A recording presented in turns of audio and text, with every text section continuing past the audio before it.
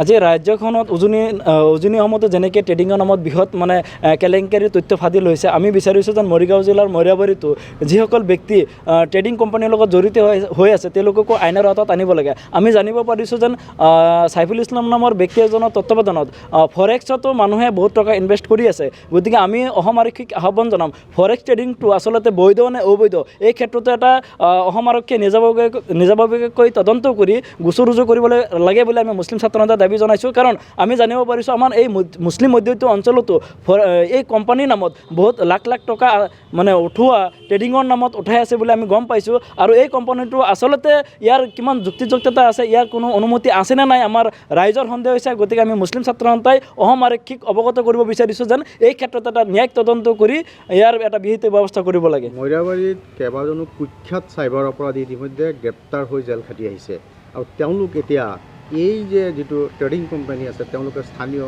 Agent নেতৃত্বত তেওঁলোক আছে, ৰাইজৰ এতিয়া ভয় হৈছে।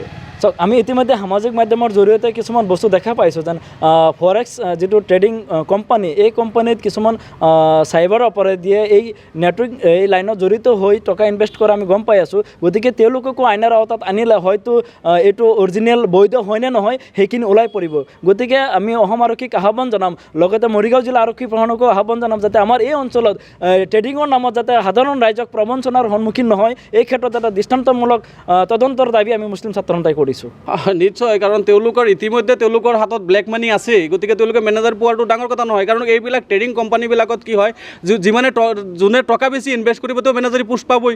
গতিকে তেওঁৰ যিবিলাক অবৈধ টকা আছে, ইজাজুল হক আৰু চাইফুল ইছলাম নামৰ ইতিমধ্যে দুজনৰ নাম আমি গম পাইছোঁ, আৰু হয়তো বহু ব্যক্তি আছে, তেওঁলোকে মেনেজাৰ পোষ্ট পোৱাটো ডাঙৰ কথা নহয়। কাৰণ তেওঁলোকৰ অলৰেডি তেওঁলোকে যি চাইবাৰ অপৰাধ কৰিছে, চাইবাৰৰ পৰা চাইবাৰী কৰি যিবিলাক টকা তেওঁলোকে মানে বিগত দিনত লুণ্ঠন কৰিছিলে, সেই টকাবিলাক তেওঁলোকে ইয়াত বিনিয়োগ কৰিছে, যাৰ কাৰণে তেওঁলোকে এই হেৰিটো পাইছে। গতিকে এয়া গৰিহণাৰ বিষয়, খুব দুৰ্ভাগ্যজনক কথা। গতিকে তেওঁলোকৰ কথাত আমাৰ সাধাৰণ ৰাইজ যাতে পতিয়ান নাযায়, সাধাৰণ ৰাইজে যাতে তেওঁলোকে হয়তো বিলাহী বাহন দেখুৱাব, বিশাল অট্টালিকা দেখুৱাব আৰু বহুত কিবা কিবি ফৰেন ট্ৰিপ দেখুৱাব যে আমি ফৰেন ট্ৰিপত গৈছোঁ, এইটো হয়তো বহুত কিছু তেওঁলোকে দেখুৱাব, মানুহক মানে প্ৰলোভন দেখুৱাই এইবিলাকত মানে নিব বিচাৰিব। গতিকে সাধাৰণ ৰাইজক অনুৰোধ জনাম যে তেওঁলোকৰ প্ৰতি আকৰ্ষিত হৈ আপোনালোকে এইবিলাক বস্তু যাতে বিনিয়োগ নকৰে, কাৰণ এই যদি বিনিয়োগ কৰে পৰৱৰ্তী সময়ত ইয়াৰ ফল ভুগিব লাগিব।